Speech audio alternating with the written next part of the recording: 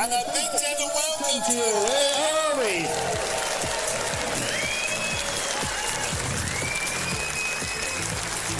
Wow. That's impressive. Brilliant. Welcome. Amazing to see so many of you. It is really uplifting, particularly for all of us who've done so much work on the campaigning and that. This is a real reward. Welcome to Trago Mills as well, and it's in fact the third time I've been here in the last week, and that's not about any sort of shopping addiction or anything. It's about Trago being so supportive to us, and I've used it as a great resource where I'm meeting so many of my constituents. I've only got 2 minutes, or otherwise a big hook comes and drags me away, so I'm going to keep it very short because we all know why we're really here, and he's waiting in the wings. So Nigel's presence this evening is not only very welcome by the many of you that have turned up, but to all of us around the country who are candidates, but particularly in the southwest, it's given us a real boost of energy. It is a tiring campaign, and many of you have seen us running around the streets and the towns, so it has been a really great lift. We're also making great strides in the southwest with reform, and so much of that is thanks to you guys as well, the ones that are going out there leafleting, the ones that are doing a lot of the footwork for us, the ones that often bringing me cups of tea when they see me in the town. And that is so appreciated. We have had a few minor challenges along the way, and only this morning I was reporting on the forum for our candidates that some of our signs have been vandalised and stolen and so on, but in fact it's actually only served to make us more determined and made us more stronger.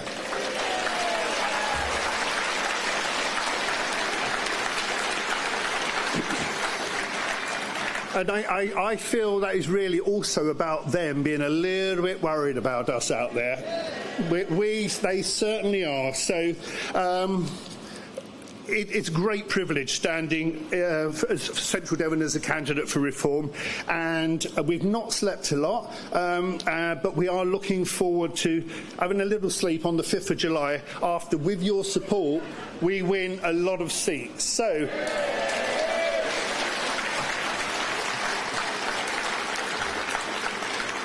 I'm the candidate for Central Devon, but my colleague who's coming on next, Chris Ilditch, who is Newton Abbot, we literally, and we cannot make this up, our party line literally runs through Trago Mills. So he's now coming on. A big hand, please, for Chris Ilditch, Newton Abbot candidate.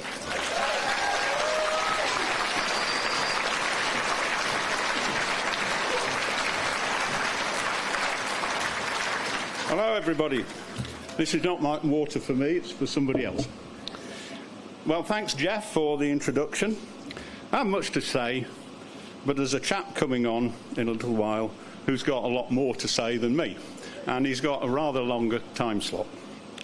But I wish to advise that a national polling means absolutely nothing down here in the southwest, because Labour really hardly matters. Maybe in Plymouth a little bit, and in Bristol. And Exeter, now that Ben Branshaw's retired, you can't say. But the Conservatives have gone toxic. We all know that, and that's the truth. So what does that mean for us? Well, I think we'll do very, very well down here, and with the support from people like yourselves, we can sweep the board.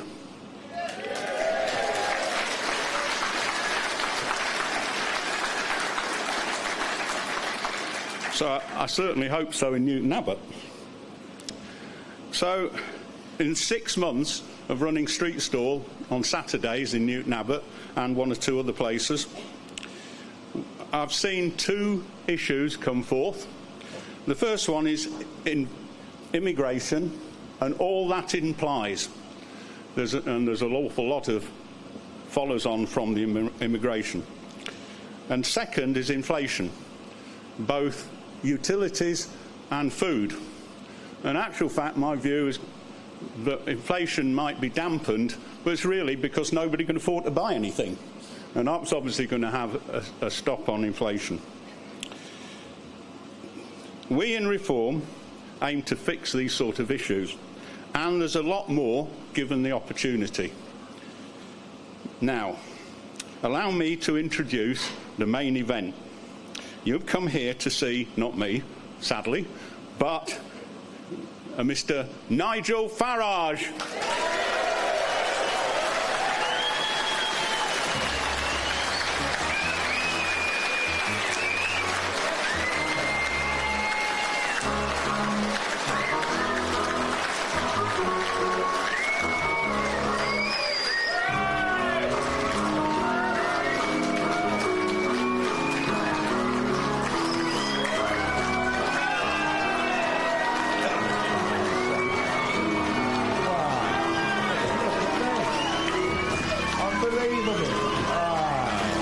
Thank you.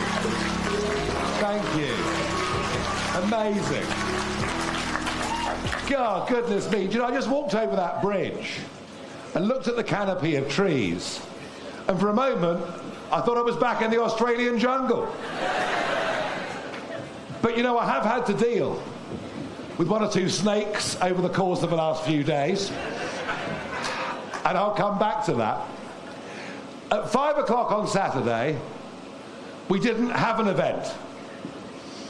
We'd sold 0 tickets. And here we are, less than 2 days later, and we've had to close the gates because we're at capacity. And I tell you what,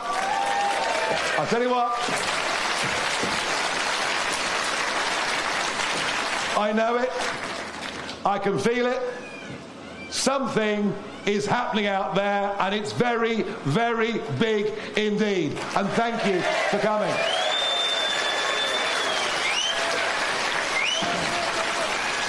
Now, one or two of the omens are, I'd say one or two of the omens are quite good.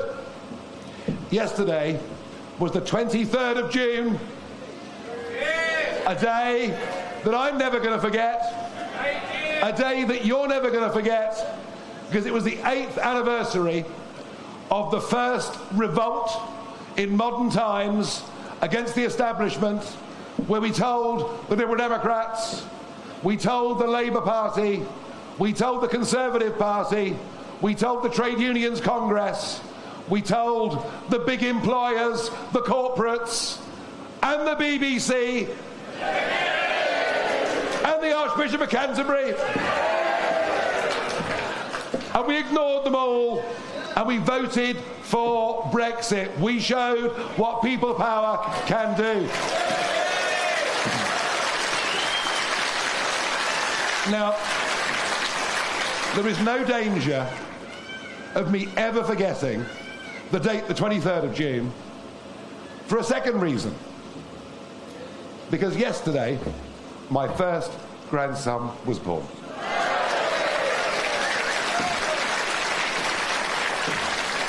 Now, it's been a very odd 48 hours, courtesy of His Majesty's Daily Mail, who have decided that I'm one of the worst people that's ever been born, not for the first time, just because I got up over 10 years ago and said that I felt the eastward expansion of NATO and the European Union would be used by a dangerous dictator as a reason to go to war in Ukraine.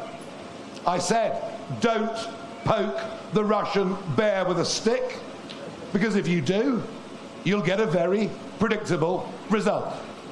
Now, it turns out I was the only person in British public life saying this, and they hated me at the time for daring to do so. Of course, now they hate me even more because I've been proved to be right.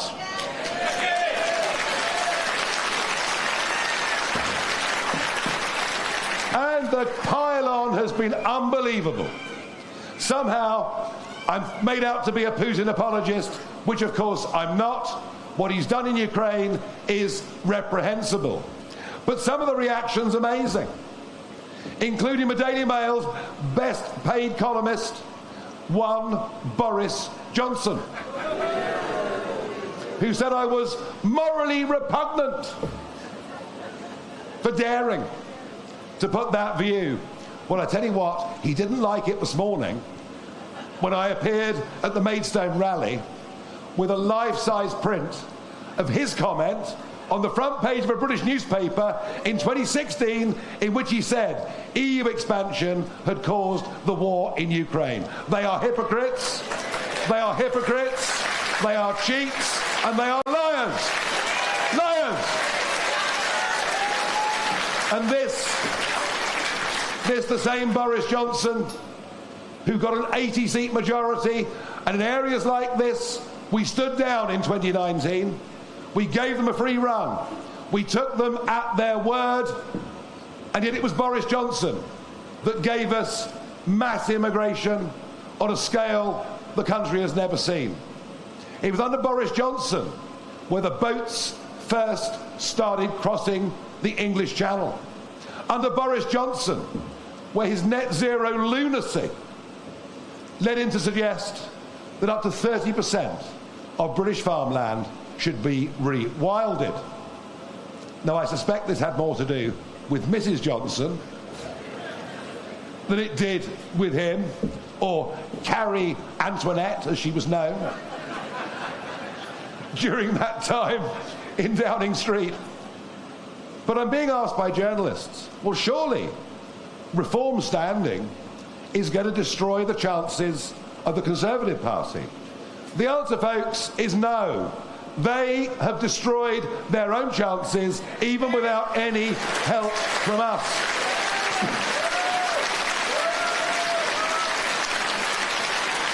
But this big row, or confected row, over what caused the Ukraine war, doesn't help any of us, given where we are today.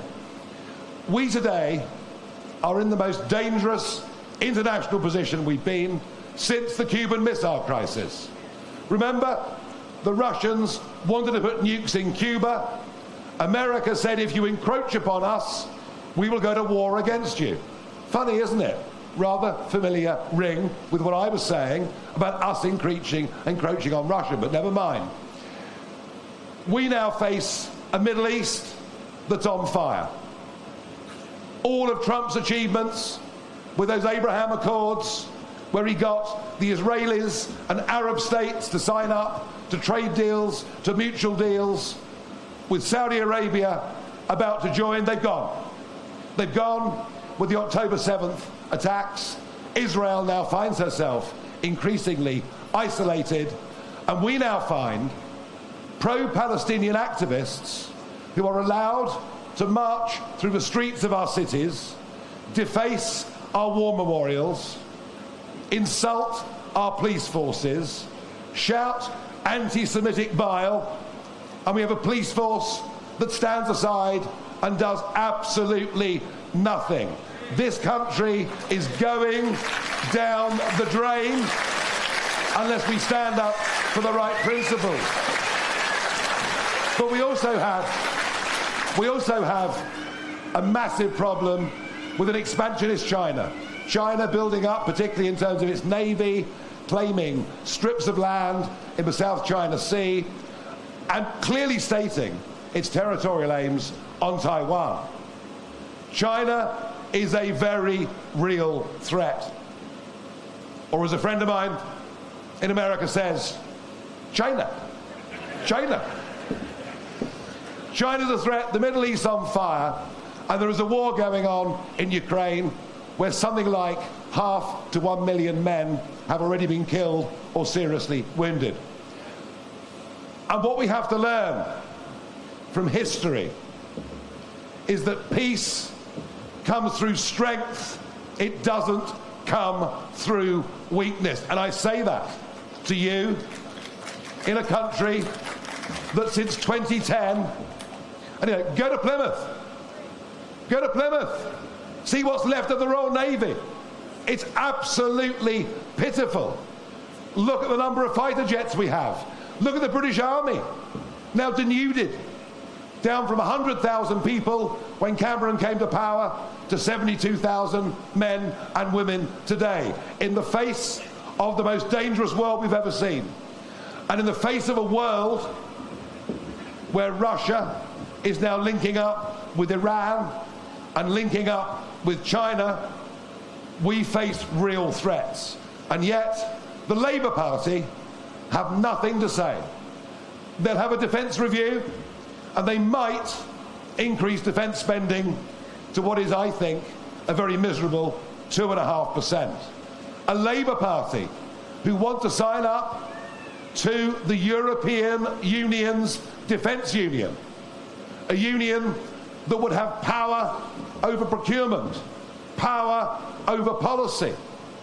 A Labour Party led by Keir Starmer, who backed Jeremy Corbyn, who wanted us to leave NATO and didn't believe in the existence of the British Army at all.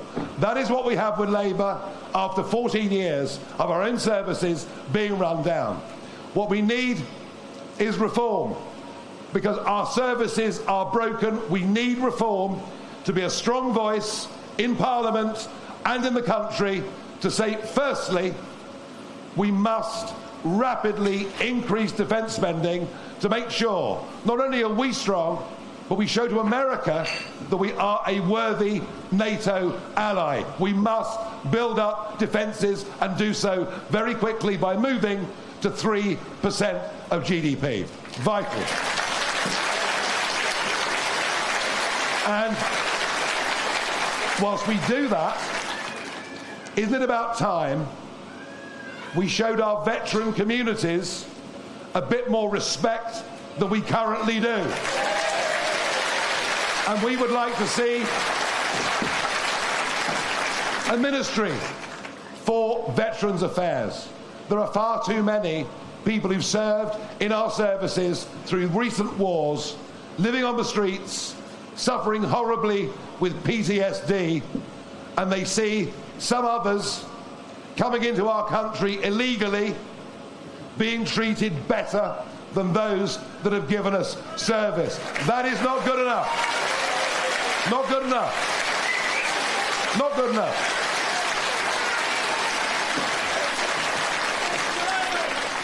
And we also did a complete rethink on foreign policy. It's the Labour Party with Tory support that took us into a disastrous war in Iraq, a war that cost hundreds of thousands of civilian lives, and a Conservative Party with Labour backing that went in 2012 into Libya. Think of the consequences of that. Before the Libyan war, ISIS didn't even exist. We helped create it. No boats were crossing the Mediterranean before the Libyan war. Now over 2 million have crossed. These are the fundamental foreign policy errors that the Americans have made, or the Democrats have made, and we have followed. And we go on making these same mistakes. And I promise you this, as leader of reform, as leader of our first MPs in Westminster, as leader of what I believe we can build into a mass movement around this country over the course of the next 5 years, with the ambition and intention of winning the 2029 general election. And that's the aim. That's the aim.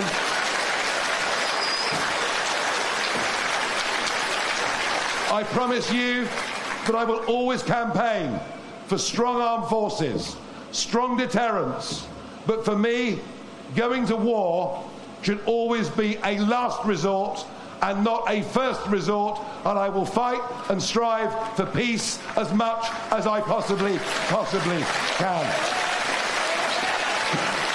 But of course, maybe it's a good thing.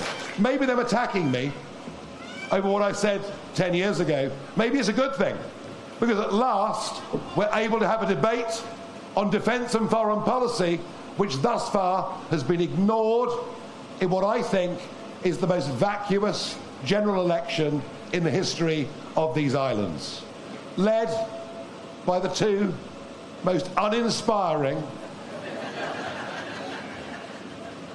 middle managers you could ever hope to meet.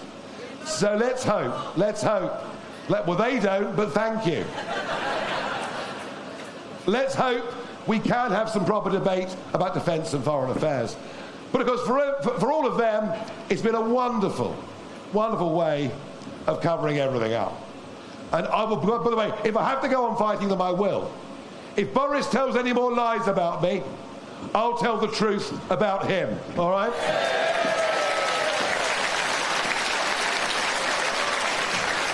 But it's all been wonderful cover, because what is going on is we're learning that Sunak's Conservative Party is in fact nothing more than an illegal betting consortium.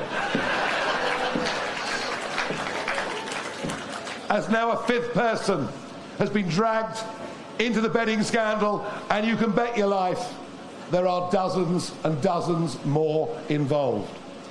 And this is all because of their arrogance and their sense of entitlement. Victoria MP saying to me, but you can't stand in the election. There are votes. As if somehow these people have a divine right to votes. I said to Kemi Badenoch at a social event, when she made this point, I said, no, the last person who believed in divine right was King Charles I, and look how that ended. So I really do think we should talk about the big issues. But of course the one issue they'd rather not discuss is what is happening in the English Channel.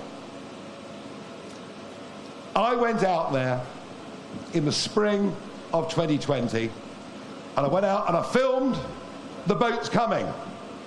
And I said to mainstream media, why are you not covering this story? Because they weren't.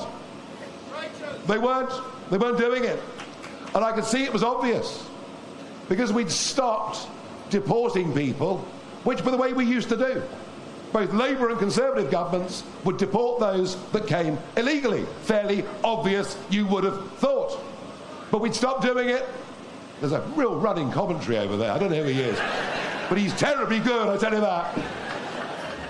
We'd lost our nerve, and we were bowing down. That wasn't encouragement.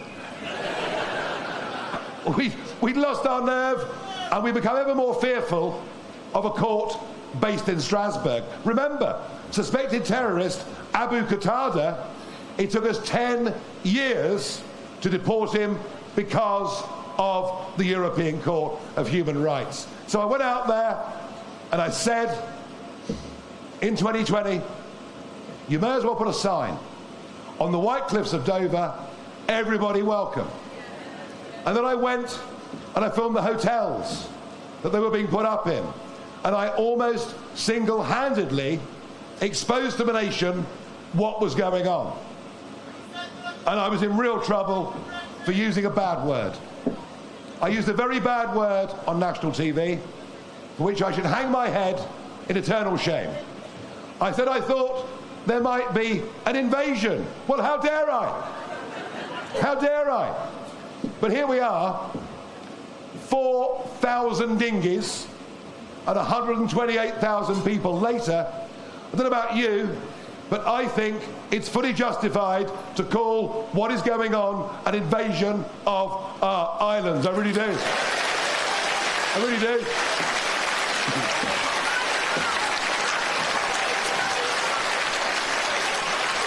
And it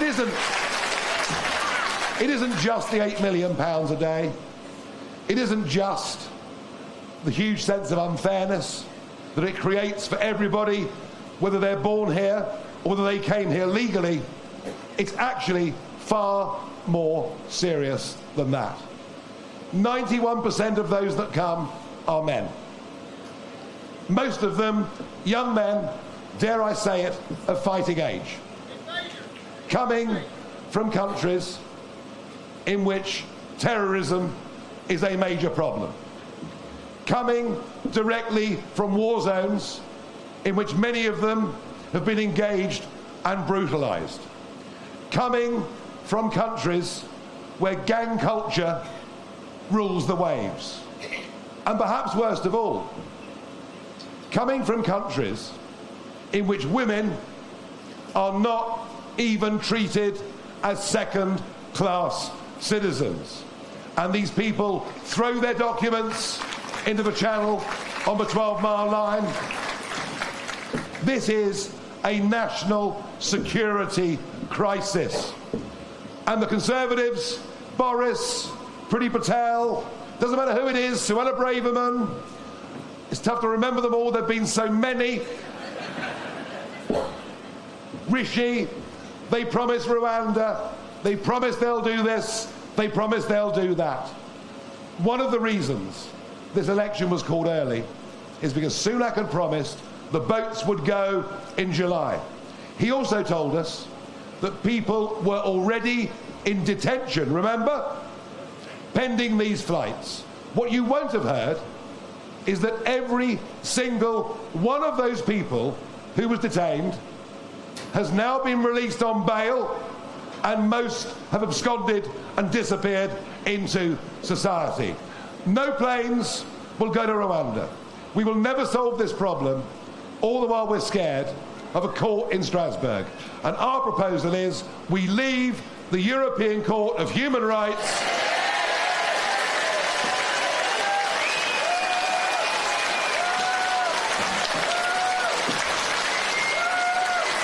and I will, to try and get, and by the way, this topic, everywhere I've been around the country, everyone's talking about the boats. Such is the sense of growing anger that a country that voted Brexit, a country that voted to take back control of our borders, has clearly not got leaders with the courage to defend them. Tony Abbott, the Australian Prime Minister, did. He stopped the boats going to Australia. We can do the same, but only with the right, courageous leadership that says we will put the interests of our people above the interests of anybody else that comes from the rest of the world.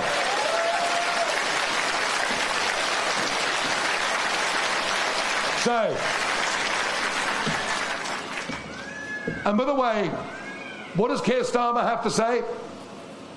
We're going to crack down on the gangs. Really? When they're making 3, maybe 4 million euros every week? You could put them all in prison. They'd be replaced by somebody else. After all, we fought a war against the drugs gangs for decades, but to no effect whatsoever. And it's amazing that in the 6-point priority in Sir Keir's manifesto, immigration, legal and illegal, doesn't even get a mention. So the argument's got to be, whether it's on defence, whether it's on foreign policy, whether it's on illegal immigration, or whether it's on legal immigration, which, by the way, the Tories promised, remember, to cut to tens of thousands a year, and it's now running at 750,000 a year. Is it any wonder you can't get a GP appointment? Is it any wonder that rents have risen between 20 and 30% just since 2021? Is it any wonder that our roads are clogged? Is it any wonder that young people have almost no prospect of even getting on the housing ladder and living the life their parents and grandparents were able to do? This should be the immigration election. And I say that knowing that every one of you in this crowd will have friends that have come to our country from other parts of the world. We are an open and welcoming society. We always have been. But it must be a question of numbers. And a population that has risen by 6 million since David Cameron has come to power has made us poorer, has damaged and devalued our quality of life, and there is no prospect of the incoming Labour government, which I guess is what it's going to be, lifting a finger to change it. So whether it's defence, whether it's foreign policy, whatever it may be, who is the best person to provide a voice of opposition to an incoming Labour government? Is it Rishi Sunak? Well, it can't be. He's going to lose his seat and he'll be in California anyway, so it won't be him. But could it be a Conservative Party that is bitterly split and divided, that agrees on nothing. No. I believe if I lead this party in Parliament, and this party as a movement in our country, a movement for real change, a movement that recognises that Britain is broken and that Britain needs reform, real reform, fundamental reform. And that is what we should say to our potential voters. We will be that voice. Now, some will say, you'll never succeed. But then, exactly 30 years ago, I was campaigning on the streets of Eastleigh, a town down near Southampton. It was my first parliamentary by-election as a UKIP candidate. And I was told all through the UKIP years, you're wasting your time, you'll never get anywhere, Britain will never leave the European Union. And of course, they all laughed at me. But as I was able to say in the European Parliament the day after we left, well, you're not laughing now, are you? And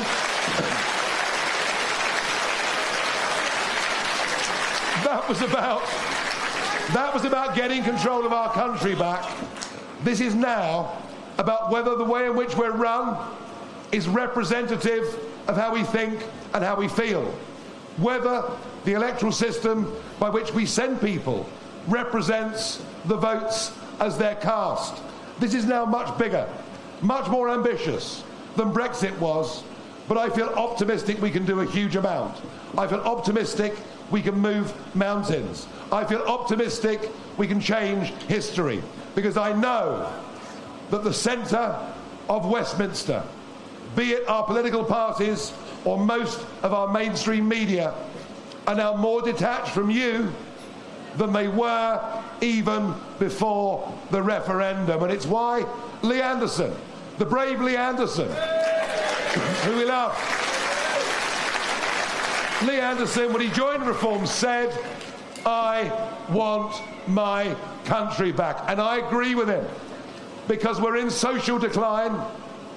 You're now allowed to go shoplifting and steal up to £200 worth of goods before they even prosecute you. Young men are carrying knives on our cities and our towns on Friday nights, Saturday nights and more often, and the police don't have the courage to apprehend them and do what they ought to do, which is stop and search. Get knives off our streets. In fact, law and order and crime is getting so bad in our country that we now often don't even bother to report it. We are led by weak people who are happy to see us go into managed decline. And I believe we saw much of that decline in the local elections this year, when for the first time in our lives we saw sectarian voting in England. People voting on purely religious lines. And by the way, when we saw Angela Rayner, who, well, I'll tell you what, she's got more personality than Keir Starmer. Mind you, quite, it'd be very hard not to, wouldn't it? But when we saw Angela Rayner, and there she was, begging Muslim leaders in her constituency to vote for her and not to vote for George Galloway or some independent, there wasn't a single man in the room. This is what mass immigration without assimilation is doing to our society. Our towns and cities are now becoming increasingly divided. And we have a Labour Party coming in who want us all, not that the Tories have done anything to help, but we're all to be categorised. We're all to be divided up according to race or sexual preference or whatever else it may be. And this is all wrong. Everybody should be treated equally before the law with no special privileges.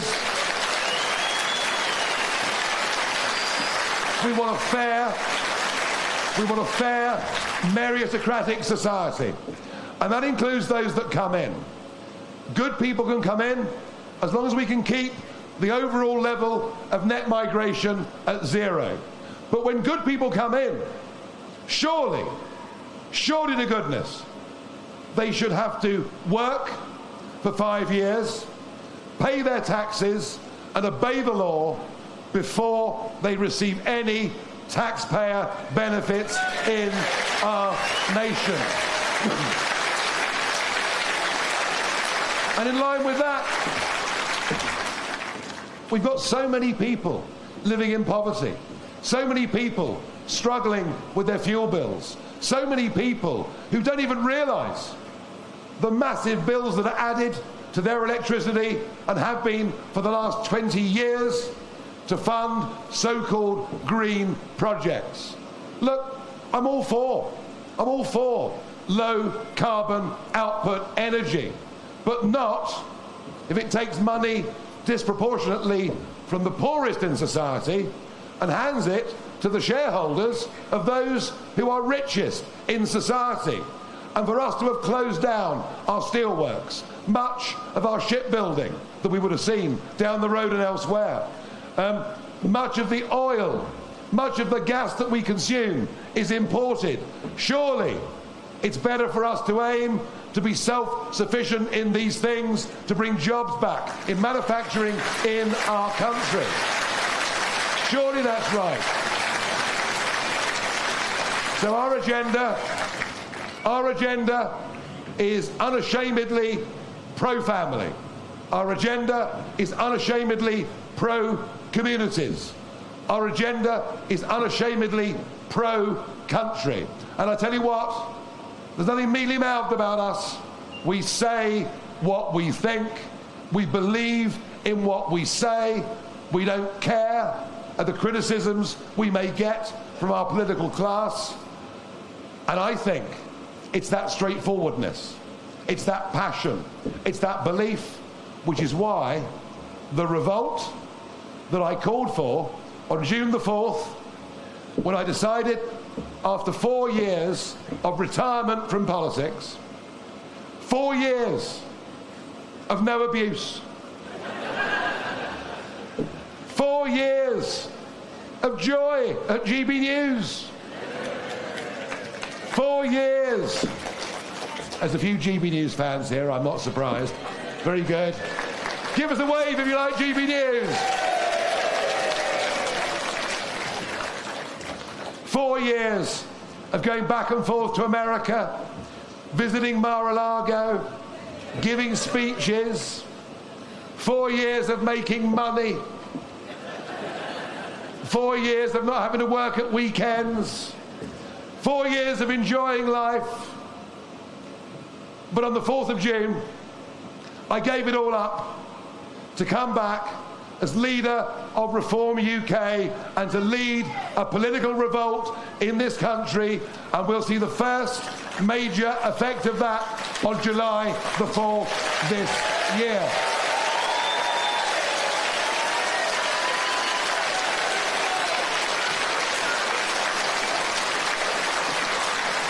And my commitment to you is that I'm going to do this for at least the next 5 years.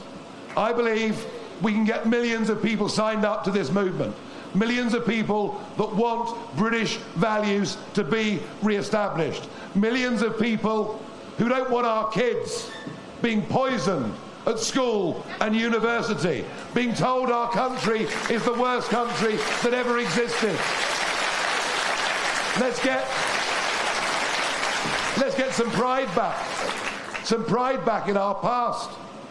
And I was so honoured to be able to join that campaign to help raise £100,000 to send 17 World War II veterans back to Normandy for June the 6th, just a few weeks ago. I was proud to do that. And to honour the last remnants of that generation of whom I think we're all, aren't we, so very, very proud. Very proud. But to think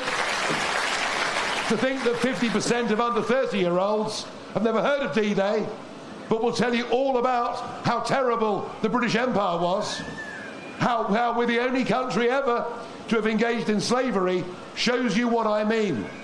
We need a new positive attitude about who we are today, where we come from, and where we want to go as a country and as a people. Let's stand up tall and be proud of our values, our nation, and who we are. Let's do that.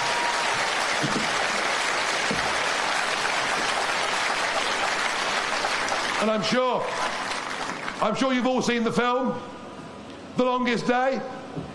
Wonderful film. Rishi Sunak was there on June the 6th. He's made a new version. It's called The Shortest Day, which in many ways sums these people up. They really are career politicians. They really are for rank, title, position, as opposed to any strong-based political or even emotional belief. I'm not doing this for rank or title or position. I'm not doing this for fame. I've got far too much of that already. Well, infamy perhaps. And I'm certainly not doing this for money, because I'll make a damn sight more money not doing it. I'm doing this, and I used to say, up until 10 o'clock last night, I used to say, I'm doing this for my 4 children. But I need to add one onto that now, don't I? And say I'm doing it for a grandchild as well.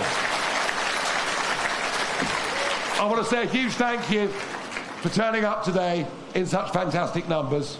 I can sense and feel the energy, the enthusiasm, the optimism that is here.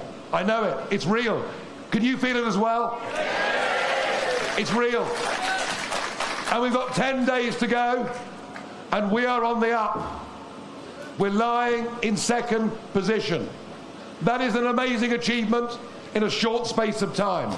But Labour are still well ahead. But here, in the West Country, there are many constituencies in which the Conservative vote will collapse, the Liberal Democrat vote will go up, the Labour vote, as part of the national swing, will go up, and already, in most of these seats, we're finding Reform in a big position. Many of these seats will be decided in Devon and elsewhere by literally a couple of 100 votes either way. And I think you're going to find we're in the mix. We're in the mix in some of these seats. I can't tell you what will happen. We're going to get a massive vote. But there's nothing to stop us winning a couple of these seats. But to do it, we need to maintain that momentum. We need to maintain that conversation. So let me ask you, are you prepared to do your bit? Are you prepared to join our People's Army? Are you prepared to join our revolt against the establishment? And will you go out for the next 10 days, talk to people, help us in any way you can so that we can get our first MPs in the West Country elected? Well, in that case, I conclude by saying thank you very much indeed. Thank you.